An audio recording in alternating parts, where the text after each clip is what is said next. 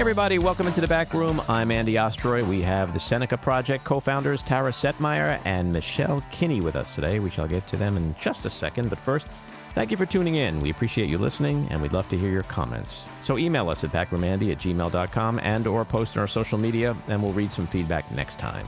And if you like the podcast, please rate and review and follow or subscribe, and you'll be notified every time we post a new episode. So we have so much news that has been happening. Obviously, the big thing is Biden, Trump, the election, the campaign, et cetera, et cetera.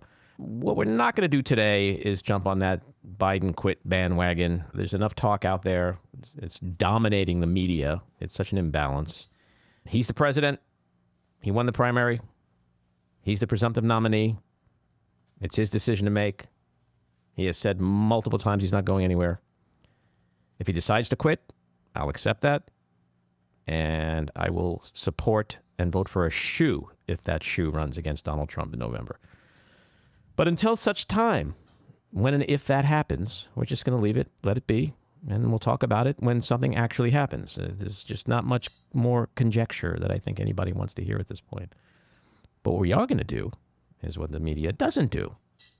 Talk about Trump and Republicans and the RNC, because that's actually a real danger. Those guys are a real threat to our very existence, to our democracy. So, last night, Donald Trump, the new and improved Donald Trump, the pivoted Donald Trump, took a bullet to his ear, and supposedly he found Jesus and was going to deliver a speech. I ripped up the old speech. It was a humdinger.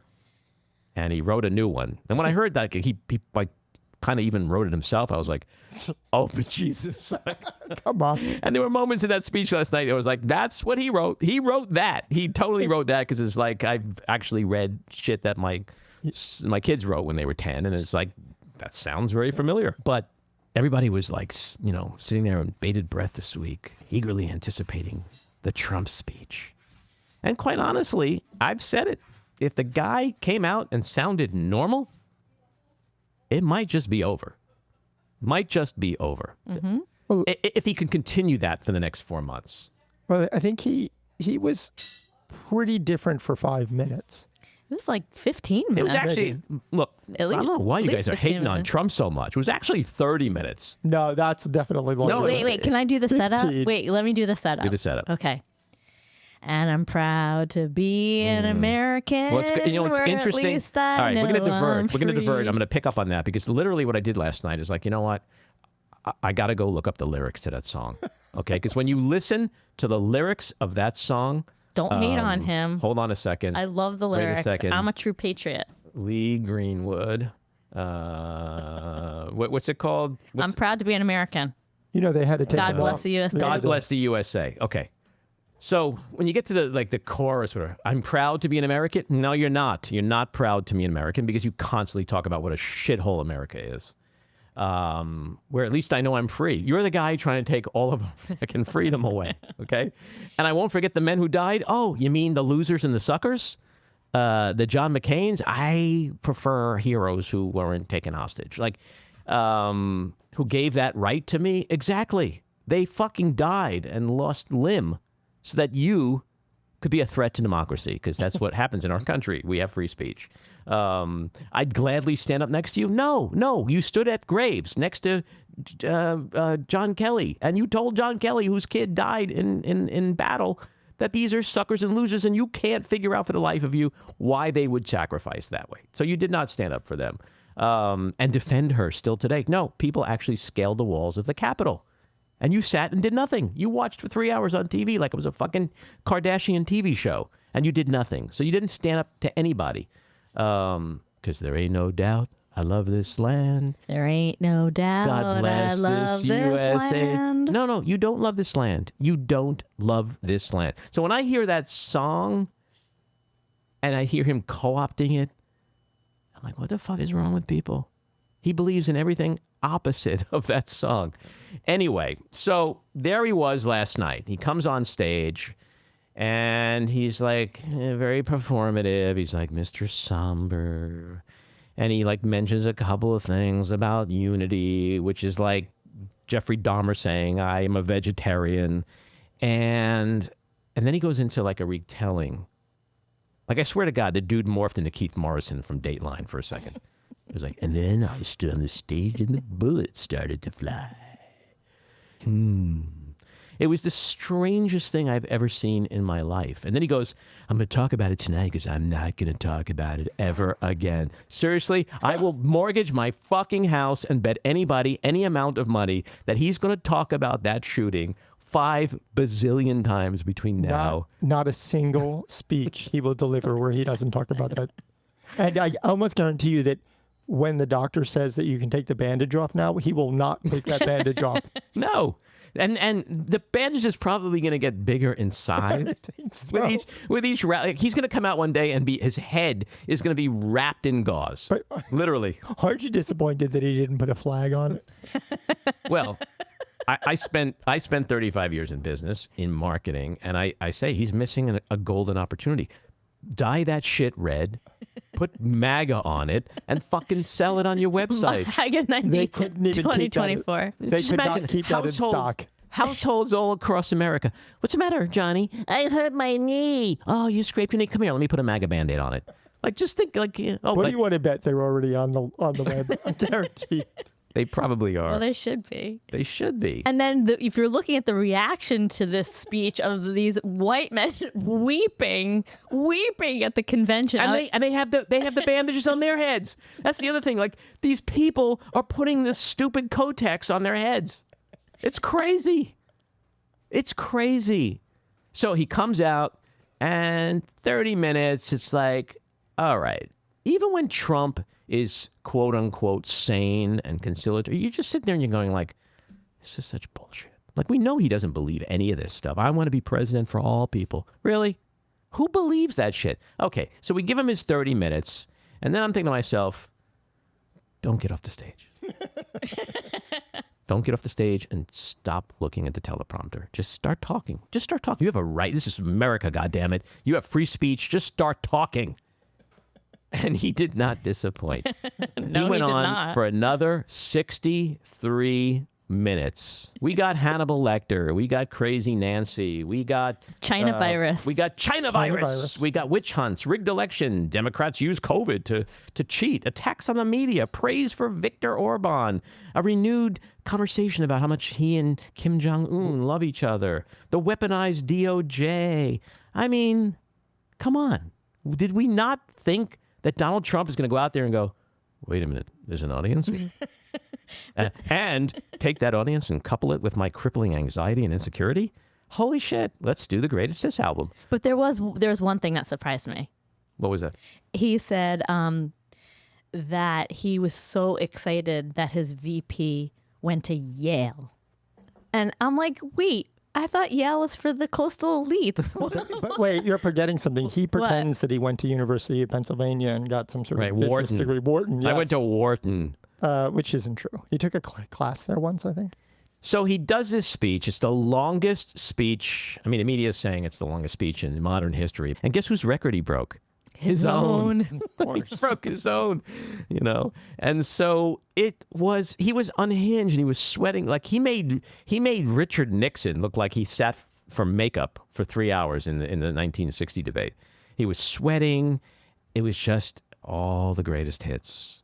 And so I'm sitting there thinking, if Joe Biden is watching this, he's like, what did I say about maybe quitting this race? Like, I don't think so. That guy, I could beat that guy. I'm going to beat that guy. But I feel so sorry for all the schmucks out there who are thinking, he's going to pivot. He's a sociopath. They don't pivot. Ted Bundy was a nice guy, too. When he wanted to rape and kill a woman, he knew how to turn on the charm, right? So did anyone think that this guy, after 78 years of everything we know about him, suddenly he was just going to call for unity in a genuine way? How many people that actually support him stayed up past midnight to listen to him? Well, that's a good point. But I guess at the end of the day, we don't need those people. No, we don't. Hopefully, moderate Republicans, hopefully independents were listening. Suburban women, I mean, they're running for the hills Right. They're running for the hills. Him and J.D. Vance together? Yeah, I mean, it was all the usual hits. It was basically it was two speeches stuck together. The first, I thought it was, from what I read, because I wouldn't listen, about 15, 20 minutes of, for Trump, relatively normal, nothing extraordinary, kind of slow from what I could see. And then it went to basically a Trump rally. Yes, exactly. That's exactly what it was. So J.D. Vance, let's play this clip about who this guy is. Well, Senator, this is an evolution, and I know you've been asked about this before, about past comments that you've made about Donald Trump. You've said, I'm a never Trump guy, never liked him, terrible candidate, idiot if you voted for him, might be America's Hitler, might be a cynical a-hole, cultural heroine, noxious and reprehensible. I was wrong about Donald Trump. I didn't think he was going to be a good president, Brett. He was a great president. I think he's going to be the next Sarah Palin. I think this was the worst pick in the world for Trump. I think just from a strategic standpoint, in terms of, electorally, what is he doesn't need Ohio. He has Ohio. So I think he's going to be. And then you just think about all the shit that he has said about Trump. You can't walk that back, no matter how hard he tries. This will shock you, but I totally agree with you on this. What? Wait, I'm so used to so much conflict. What is happening? What? An agreement? Totally agree. I think he was a terrible choice. He's like an intern for Peter Thiel that they decided to promote to Peter vice Thiel president. owns him. This is the scary part. Peter He Thiel does. owns him, and Musk owns Trump. Well, they're all part of the same Silicon Valley Sure, sort of. Sachs, Ackman, all those guys. It's pathetic. It's a narcissistic group But of there's a real hunger for power among those guys this time techno bros. that didn't really exist in the same way years ago. I mean, think about what Peter Thiel's achieved with this. He literally chose the VP pick. Sure. And Vance is actually terrible in every way. He brings nothing to Trump. But I also think it's really funny because his wife is a woman of color. A woman of color whose parents came from India, I believe, correct? She's of Indian descent. Sure. What I love is that the even more racists part of the party have come out and attacked him. Nick Fuentes expressed complete disdain, and he said, "What kind of man marries somebody that isn't a Christian?" Well, this is what I'm saying. I think it's gonna backfire. Anyway, let's get to our winners and losers. My winner is Donald Trump. The RNC put on a brilliant show of unity. My loser, the Democrats, who missed an opportunity to counter the rhetoric of the RNC and contrast it with the achievements of the Biden administration. Trump is a very beatable candidate. Come on, Democrats. We can do it. My loser is the pre-Trump Republican Party because this convention sealed the fate of the Republican Party as a cult. My winner is Nancy Pelosi for speaking frankly to Joe Biden. My winner, I agree with you, Jen, Donald Trump, who not only has the 100% support of his party, but also the media and Democrats. What a gift. The trifecta. The hat trick. If this was hockey, the hat trick. My loser, democracy. Because I no longer feel that my right as a voter means anything anymore when others can nullify it because they don't like who won. Which gets us to the weekly rant. It is now 3 weeks since the presidential debate, and the calls for President Joe Biden to quit the race have not only persisted, they've unfortunately morphed and become a public feeding frenzy of party elites and rapacious pundits.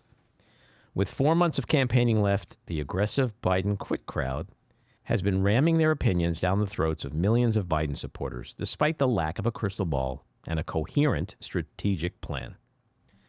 Let's get something really straight, people. Biden is too old? Opinion. Biden is weak? Opinion. Biden is mentally challenged? Opinion. Biden is a terrible candidate? Opinion. Biden is unfit to serve? Opinion. Biden can't win? Opinion. Opinion. Opinion. Opinion. That's all it is. Opinion. Now, we respect the opinions of others, but they don't respect ours because they don't see it as opinion. They see it as fact. They want us to believe what they believe. And if we don't, then we are bullied and accused of being too naive, too uninformed, too stupid, and or too myopic to see what they see. They arrogantly remind us what the stakes are, as if we don't know what the stakes are. Some of these folks want Vice President Kamala Harris to take over, while others excitedly fantasize about an open convention. And they admit that there's great risk in booting Biden and letting the chips fall where they may, with a replacement, whoever the hell that might be. And while we're at it, let's get something else straight. If Biden quits and Harris steps in, I will walk through fire for her. But perhaps my fellow libs are forgetting how she was rejected in 2020 and had to drop out early. How she never caught on with black voters, especially black women. And let's also not forget that she would face the same sexism as Hillary Clinton did, with an ugly racism layered on top of that. So when you tell me that my guy's risky, but also admit that your choices are as well, you're going to have to do more than give me your opinions if you expect me to accept that an appreciable amount of the 14 million of us who voted for Biden in the primary should have our votes nullified. Here's something else the party shouldn't discount. While I will vote for whoever the Dems put up against Biden, despite being angry as fuck at my party, I worry about all the other angry as fuck Democrats who'll stay home because they feel disenfranchised. And as for the polls, you guys always like to cite 538, 538, 538. Yet 538 now has Biden with 277 electoral votes, a pickup of 6 votes from last week to Trump's 261. And a new Morning Consult poll, which is post-shooting, came out this week on Wednesday, has Biden gaining 3 points and narrowing the gap to just 1 point. Virtually all other polls have the race as a dead heat. Yet you keep insisting Biden cannot win. Here's what's not opinion. I watched Republicans at their convention this week bash the living shit out of Biden. Every day, every night. And I watched Democrats do the same. And there isn't anyone on this planet who can convince me that both parties hammering him isn't causing irreparable harm to him or whoever might take his place. Furthermore, big donors are allegedly fleeing. Well, as Joe Scarborough said this week, and I quote, "If those high-dollar donors, the elites, decide to leave Joe Biden, well, I guess they're going to be contributing directly or indirectly to J.D. Vance and Donald Trump." Bingo. Can you say self-fulfilling prophecy? This madness has to stop, or that fucking maniac, Donald Trump, will be America's first dictator. All right, it's time for Tara Setmayer and Michelle Kinney. Tara is co-founder of the recently launched bipartisan superPAC, the Seneca Project. She's a former GOP Communications Director on Capitol Hill and most recently served as a senior advisor for the Lincoln Project and host of the live show, The Breakdown. She's a contributor on MSNBC and other news outlets and has been a frequent guest host on ABC's The View, Sirius XM's The Michael Smerconish program, and has several appearances on HBO's Real Time with Bill Maher. She's written for CNN.com, Bloomberg, The Daily Beast, Cosmopolitan, and NBC.com. After spending 27 years in political communications with the Republican Party, Tara publicly left the GOP in November 2020 after Donald Trump refused to concede the election to Joe Biden. Michelle Kinney is also co-founder of the Seneca Project, and previously she served as the creative director at the Lincoln Project. She's also a photojournalist, previously served as vice president of WestSide Democrats in New York City, and was publicly elected to the New York City Democratic Committee. Prior to entering the political arena, she was a performing artist and producer. Tara, Michelle, welcome into the back room. Thank you so much for having us. Thank you so much for having us. Yes, Tara, you've been here before. Michelle, this is your first time. It is. So let's start with the newly launched, the Seneca Project. Congratulations on that. Thank you. What made you guys start that super PAC, and what is its primary mission? Well, Michelle and I were looking at the political landscape and realized that there really wasn't anyone speaking to regular, everyday women. You know, a lot of the conversations were coming from a partisan lens or coming from an issue-specific type of advocacy. And given the assault on women's rights that we've seen unfold since the overturning of Roe v. Wade, since the Dobbs decision, it's been pretty extraordinary. And we looked at this, and people who know me know that I was a Republican for 27 years. I renounced the party back in 2020. I was never a Trumper, just being clear about that. And Michelle comes from Democrat world, and she, when we worked together over at the Lincoln Project, we said, what is happening? And there was a lack of imagination of how bad it could be. We knew that it would not end at just abortion rights. And unfortunately, we were right. So in the beginning of this year, we started to look and see after we saw the IVF stuff coming out of Alabama, and then we just saw this cascade of really horrific, draconian laws passed by the states that were taking women's rights away from them, that literally became life or death.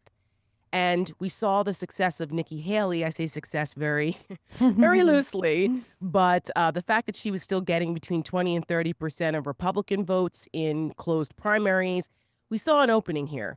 And we said, you know what? I think that there are a lot of women out here who are right of center and some left of center that need to understand what the stakes are. And it doesn't matter whether you're a Democrat or a Republican. The threat to women's rights, women's health, women's freedom transcends party lines.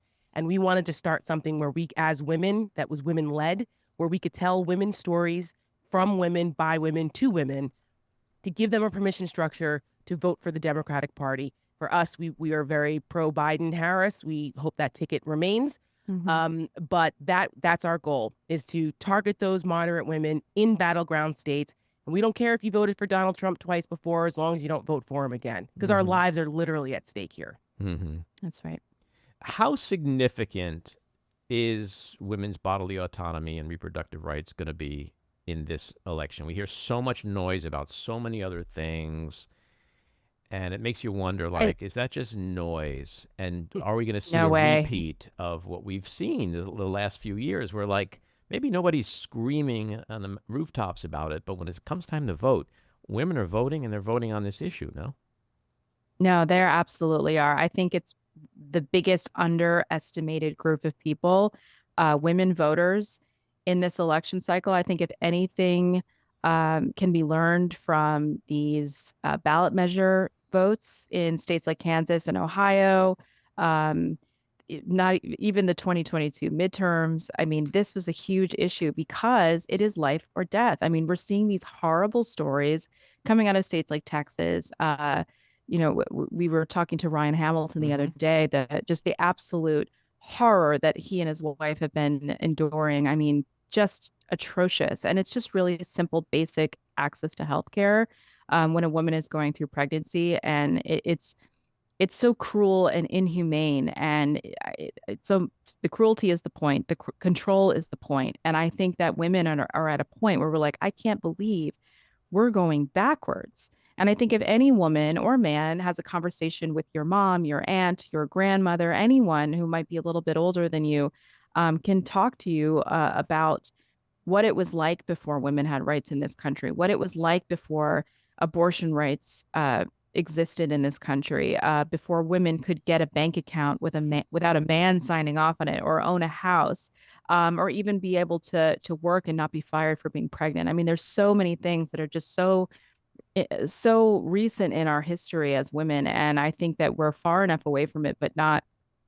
close enough that enough of us are touching it. But I think this is the first time that women are like, holy shit, like we're not doing this. Hell no. And I know a lot of conservative women or right of center women who, maybe aren't 100% comfortable with abortion. They're personally opposed to it, but you'll be damned if you're going to take a right and a freedom away from me.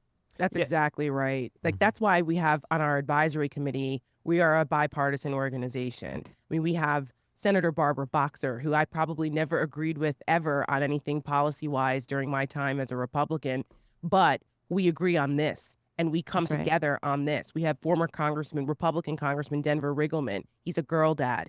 We are, even though we're a woman-led organization, we recognize the importance of allies, of male allies, especially the girl dads who are looking at the landscape going, wait, what? I don't want this future for my daughter like this. There's something very wrong with that.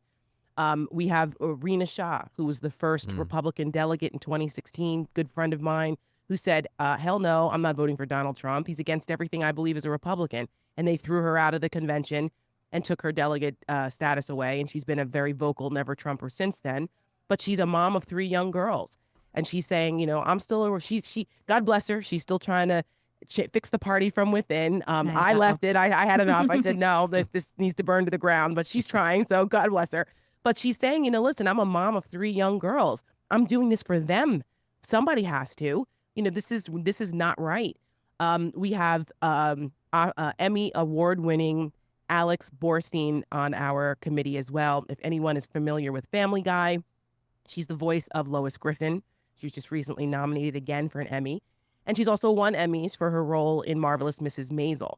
So she's been very passionate and vocal, literally. She voiced one of our ads, which is out now.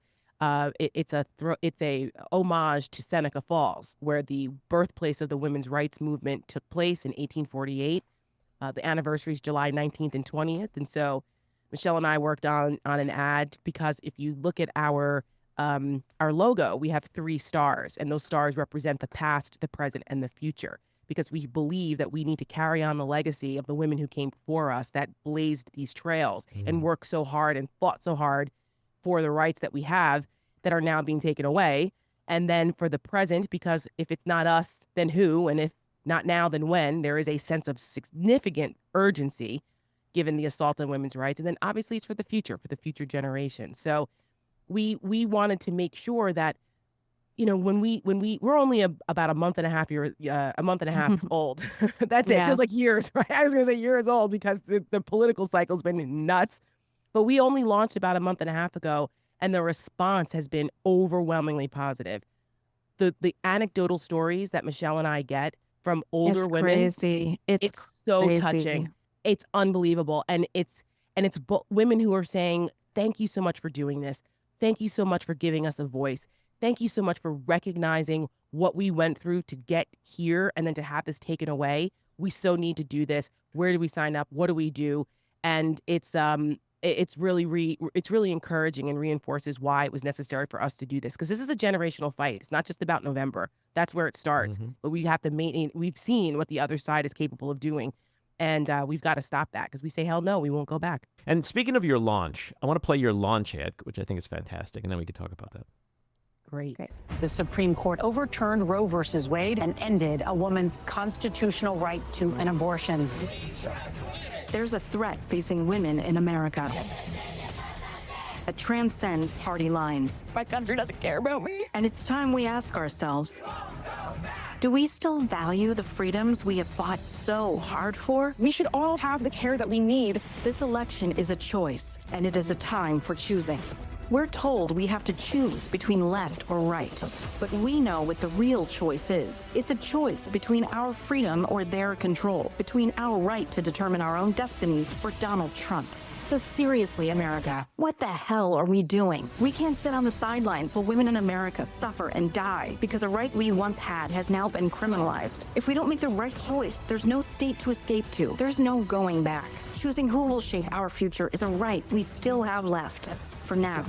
And that choice is up to us. That's so great. Congrats on that.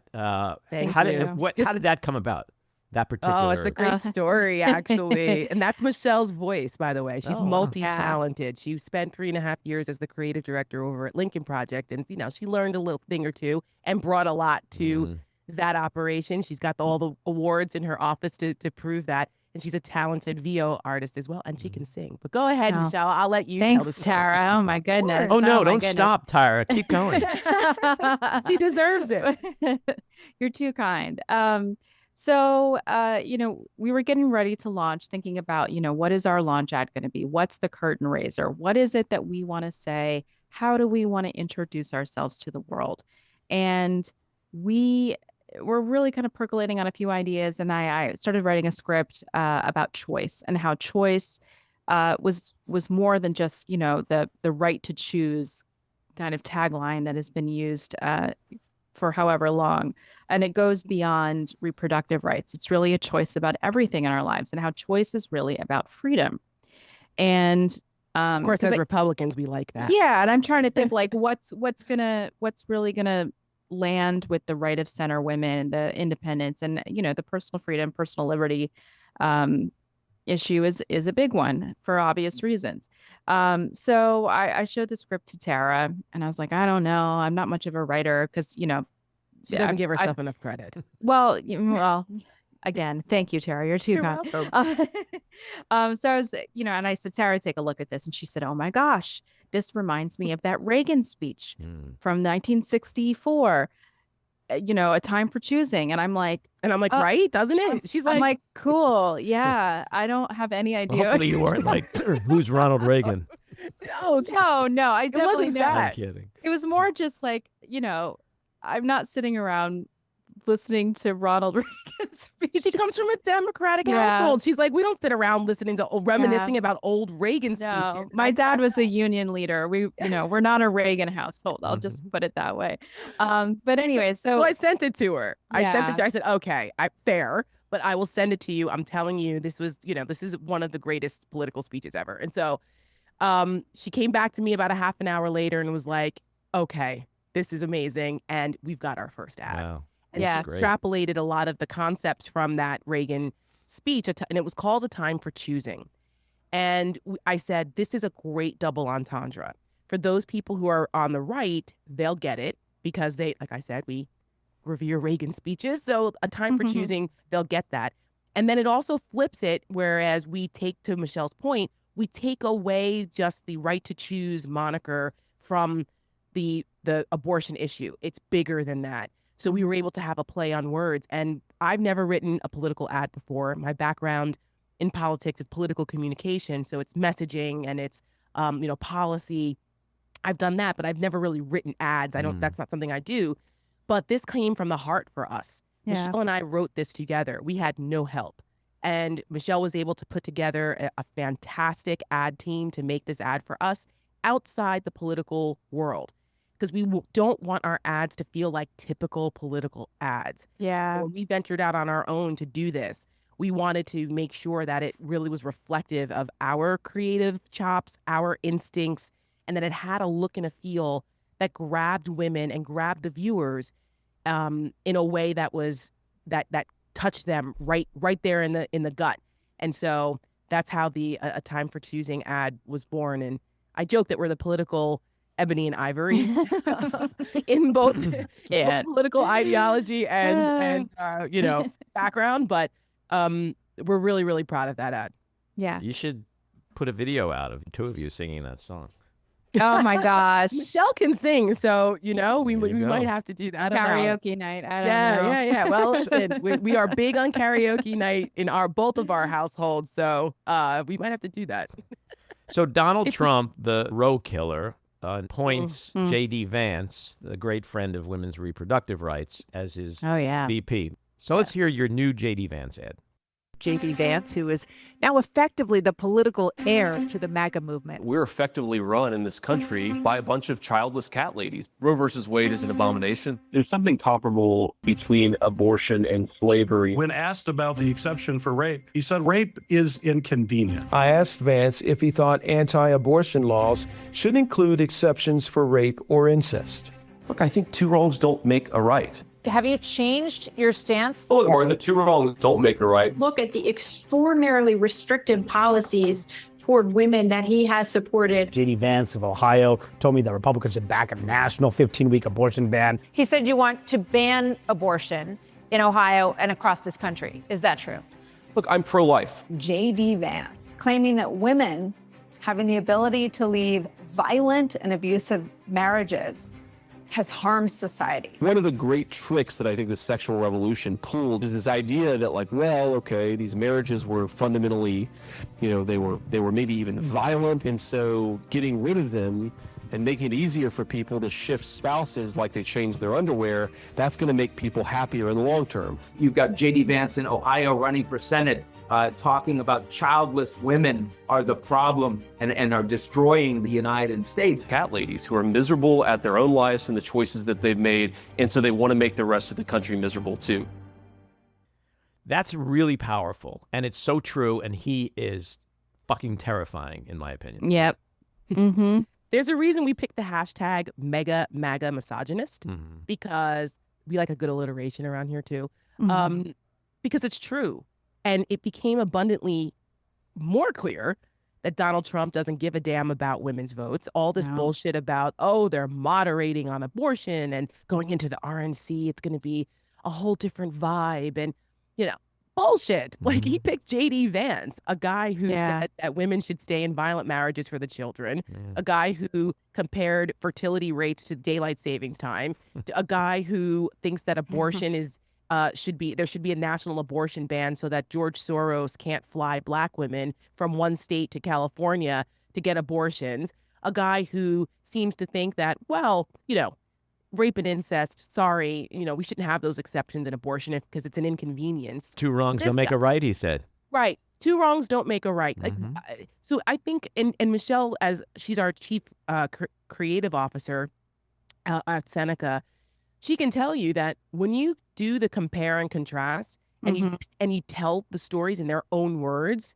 people go, holy shit. Yeah. Collective amnesia in this country. Or you don't know him, right? Like, J.D. Vance is relatively unknown to people. Yeah, he's only been a senator for a couple of years. Right. He's been in the world for a while, but unless you're kind of like, living and breathing it, you might not know who he is. And, we can tell you, hey, J.D. Vance has done A, B, C, D, but don't listen to us. You don't have to take our word for it.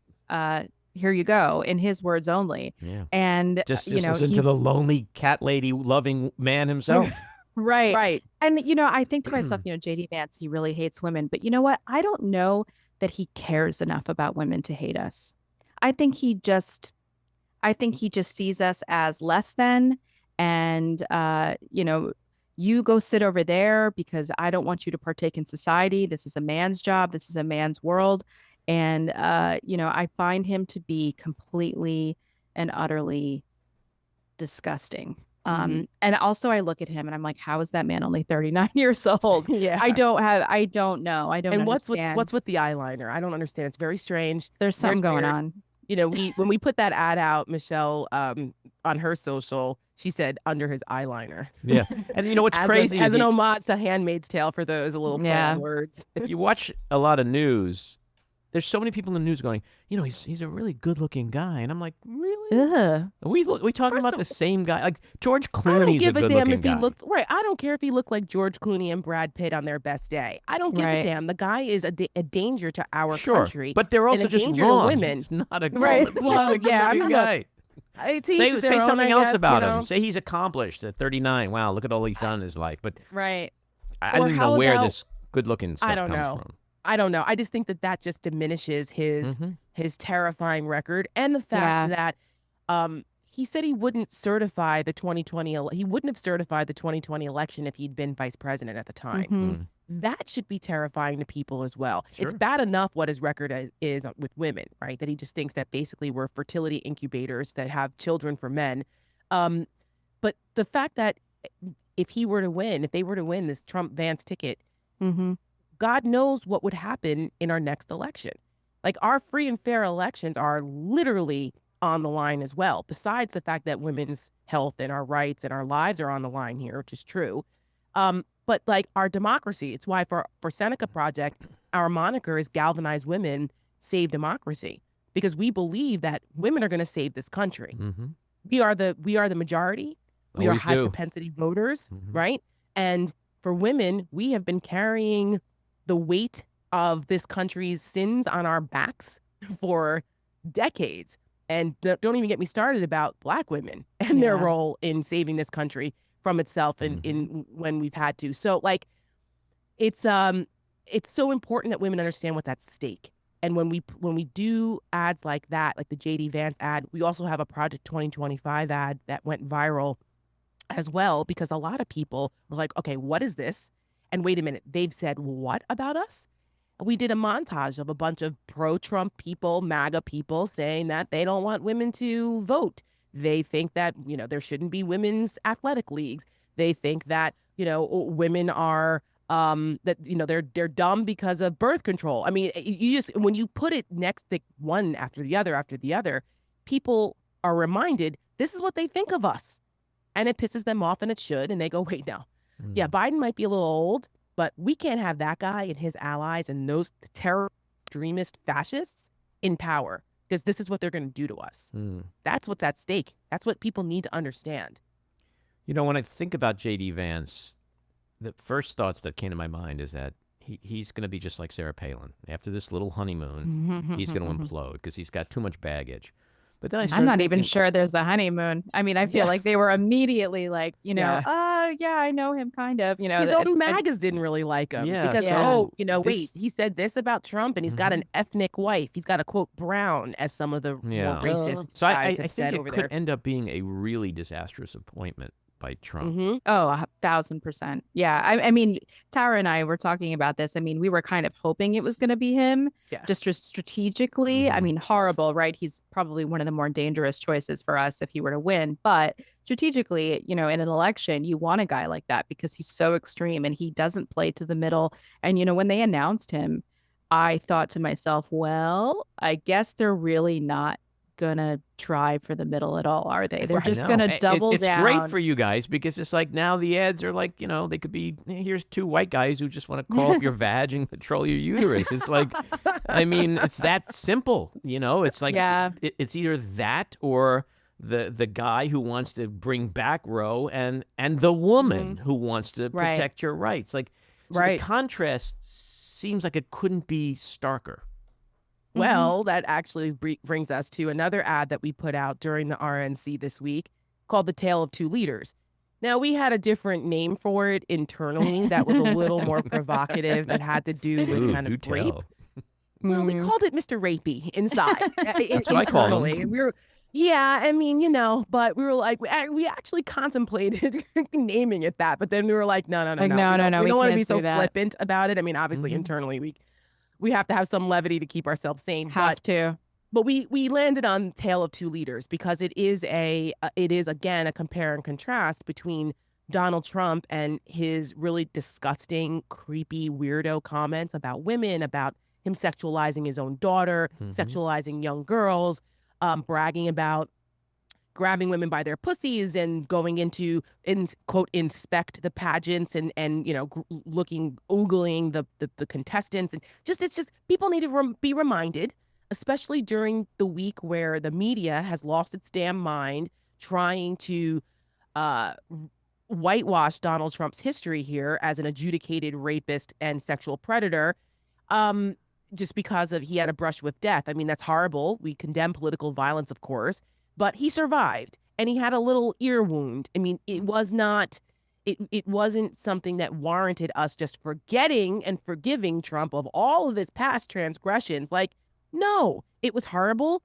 The kid was a troubled mass shooter, like a lot of the other ones, unfortunately, with the profile. He was a right-wing accelerationist on these wacko, deep state, crazy social media accounts.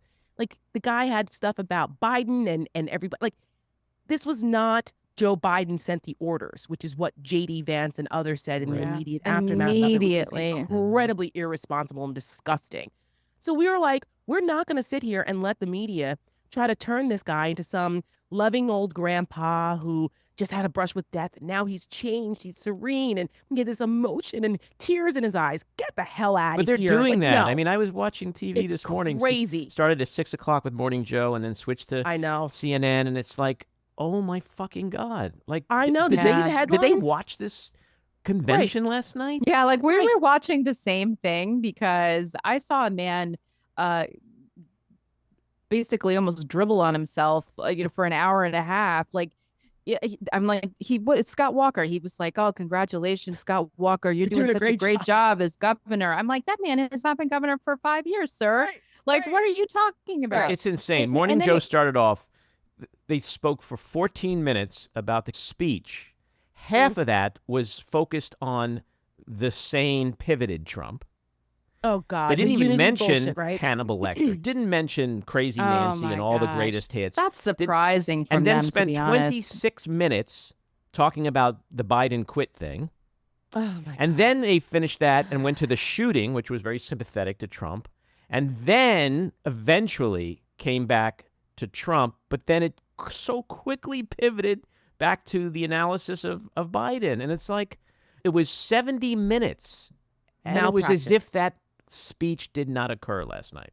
There was No, I no think it was mention of Eric 92. Trump, no mention of Hulk Right. Hogan, no mention of Kid Rock, no mention of Right. the insanity, all the attacks on But him. he kissed- nothing.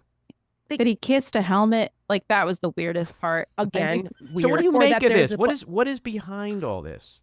Why Well, isn't I can tell you that. Why is there such a double standard, I guess, for Well, Trump and Biden? It's obvious that it's about the bottom line, and they've made a calculation that bashing Biden and ginning up this whole that President Biden's collapsing and he's got to get out and all the drama around this for a month, that gets eyeballs. That's intrigue, palace intrigue. You know, I feel like we're in a really bad season of Veep versus West Wing. Like, what are they doing here? This is real life. And what they're doing to President Biden is despicable. It's malpractice. And letting Donald Trump get away with trying to change the narrative and get away with all of the absolute batshit crazy, incoherent nonsense that he says when he talks for more than 5 minutes is outrageous. That speech last night was 92 minutes, I believe.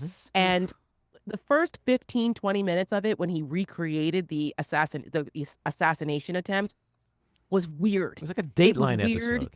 It wasn't, and it wasn't even sincere. Like No. the media forcing this on us, those of us who were watching it that are not part of the Trump cult, forcing it on us to be like, oh my gosh, it was riveting. It was so intense. And his calls for unity. What he looked like a third grader reading someone else's story, trying to reenact it. And it was like the blood gushed from my ear and I had a bloody So much blood. hand. You know, the ear. right. The ear has so much blood.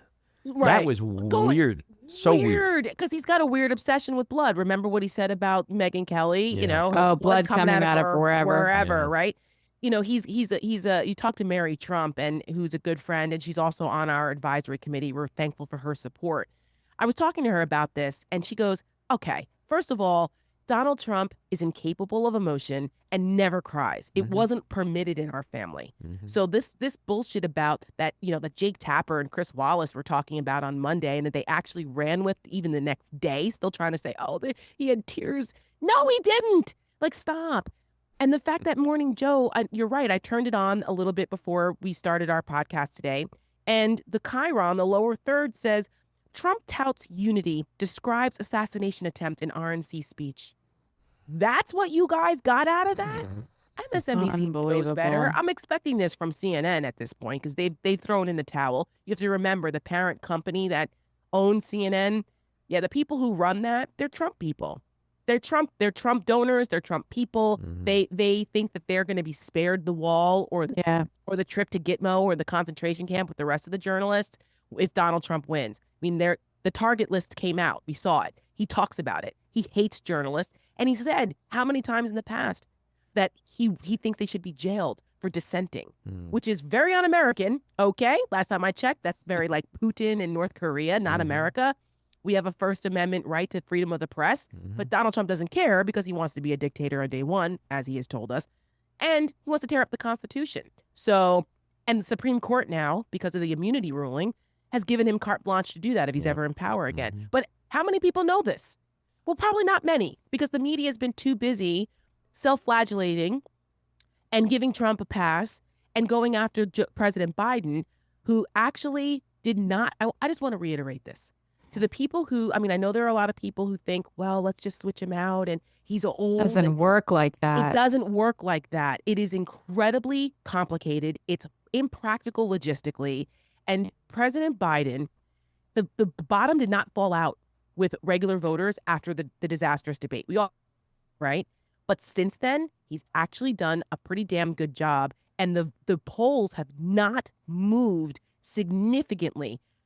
George H.W. Bush was down 17 points at this point in the 1988 election. 17. Joe Biden has never been down double digits or even remotely close to that at all. But the media pile-on, the chattering class, I'm sorry, but a lot of the Obama bros have been coming in, creating this, and the media has run with it. And the regular voters, the grassroots folks on the ground who love Joe Biden, who have committed to him, 14 million people voted for him, they're going, what are you talking about? It's baked in. He's old. We get it. But he's a good and decent man who loves this country and has actually had a successful presidency. What are you guys doing? Yeah. Well, when you The think about Democrats it, are tearing themselves apart. if you say Joe Biden's old, his mental acuity is challenged, he's a weak candidate, he can't beat Trump. Guess what? Those were all the things they said in 2020, right? Right. And guess what? That's right. And what happened? And those all the things they said in 2016 that there's no way Trump wins. And Hillary was up 9 points at this point in 2016. And everybody was very arrogant about that. Oh, yeah. And, I had a I'm lot sorry. of friends over at the Javits Center waiting that night. How'd that Leaving work very out? Sad, very sad. And the thing is, like, we're dealing with two incumbents, right? So we know who these guys are. We're not going to learn anything new, we hope. I mean, at least, with Donald Trump, I'm like, God, what else could there possibly be? No, you never know. Right. So I think the media has just kind of, to Tara's point, made a calculated decision. We're not going to report the news. We're going to drive the news. We're going to make the story. And for ratings and for scoops. They want the scoops. It's for access. Well, yesterday and was it's crazy terrible. because at the same time, there's the scoop that like everybody inside the Biden camp is saying it's over. His campaign manager at the same moment was on TV being interviewed saying, this is insane. He's not going anywhere. Look, if he decides that he's done, I get it, and I'll support whoever is in his place. But it's just insanity that he said 20, 25 times already he's not going anywhere. And we're attacking him like Republicans are attacking him. I'm no James Carville, but I know enough that if both parties are attacking the same candidate, that candidate can't win. So, and every day that you're not attacking Donald Trump, you are helping him. Exactly. Every single day, we should be hammering that guy for all of the reasons that we know we should. And it's just, watching it is, I mean, I'm sure we can all agree. It's just, we can't believe we're here again. Like, we've learned nothing. And AOC last night, I don't know if you guys saw this, did an Instagram live last night after he spoke and basically outed the Democrats and being like, listen, I've been in the rooms where they're talking about this, and I'm telling you right now, they have no plan. They have no plan, and it's whatever plan that they don't have is not Kamala Harris. And this is going to be a disaster. It is going to tear the party apart. This whole contested convention idea that you guys are having is unrealistic. Guys, we all need to stay with Joe Biden because it will be our undoing if we don't. And if the party thinks it has a problem with young voters and voters of color now, just push aside the black lady for a white man or a white woman. See how that works out. So that's right. And Professor Alan Lichtman, who is the guy from American University who predicted. Just had him on. Great. Yeah, he's so a character, smart. by the way, but he's smart. And his keys to winning, have been accurate for 9 out of the 10 last elections. And the only one he didn't get right was technically he did get right. It was the Bush Gore thing. I mean, nobody could have predicted that outcome the way it was. But anyway, so he keeps saying to the Democrats, what the fuck are you guys doing? You're taking away the power of incumbency. You're taking away the certainty of, like to Michelle's point, the vetting. We already know, Biden's a known quantity. There are certain factors that they would be taking away that are really important to the success of Joe Biden's candidacy. And I've been screaming from the rooftops for 3 weeks about this because I have friends that are very well placed inside the DNC and know how the convention works and knows the complexities of that. Like, I was joking. I said, look, Republicans are real simple. You've got delegates, you go in, you vote on the platform, you vote on the nominee. That's it. There's no super delegates and 5 rounds of this and that. No. Republicans just go in and do it and that's the end of that. Democrats have a whole other thing so that people can feel good about this and power brokers here. And then there's this round if you win by this much. And then there's super delegates. And oh my God. It's silly. It was complicated before this. Do they honestly think, I'm sorry, but Democrats don't have a great record of unifying and getting things done? Because if they did, we wouldn't be here now. Exactly. Republicans rallied around a guy who bragged about grabbing women by their pussies on tape 3 weeks before an election and still rallied around this guy and rallied around him after he insulted our intelligence community and went pro-Russia.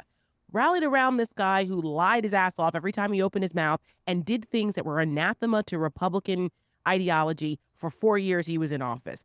rallied around a guy who's told people to inject bleach up their ass during COVID, rallied around a guy who incited an insurrection and stopped the peaceful transfer of power for the first time in American history, rallied around a guy who tried to extort our Ukrainian allies in Europe because he's pro-Putin. I mean, rallied around a guy who's an adjudicated sexual predator and rapist now, rallied around a guy who is a business fraud and owes $500 million in fines for his illegal business practices. And rallies around a guy who's obsessed with Hannibal Lecter and praises Putin and murderous dictators and says he wants to be a dictator day one, says that he doesn't want to, he says he wants to tear up the Constitution, says that he wants to turn America into Hungary, like what Viktor Orban did by destroying democratic institutions. And here they are, crying tears, wearing ear patches on their ears like a freaking cult at the convention.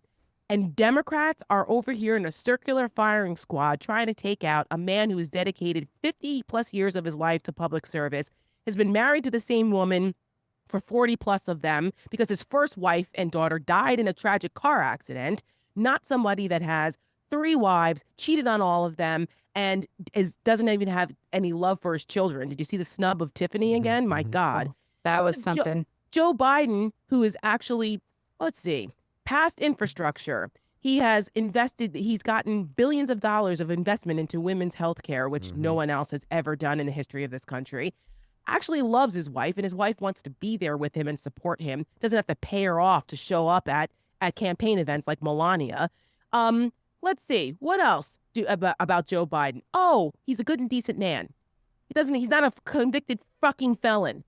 But Democrats want a circular firing squad. Let's get rid of that guy because he's a little old.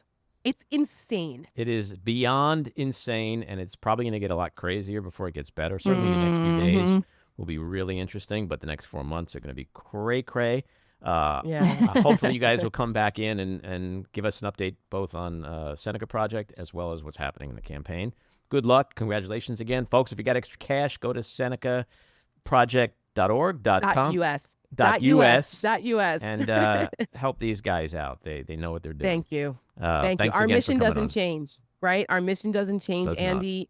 And regardless of what happens with the Democrats or who's at the top of the ticket, it doesn't matter. Our goal is to make sure Donald Trump and MAGA never holds power again, and our lives literally depend on it. So, ladies, my body, my choice. Let's go. That's right. Let's go save America and beat the bad guys. All right. Hell yeah. Thanks for coming on, guys. Thanks, Andy. Take care.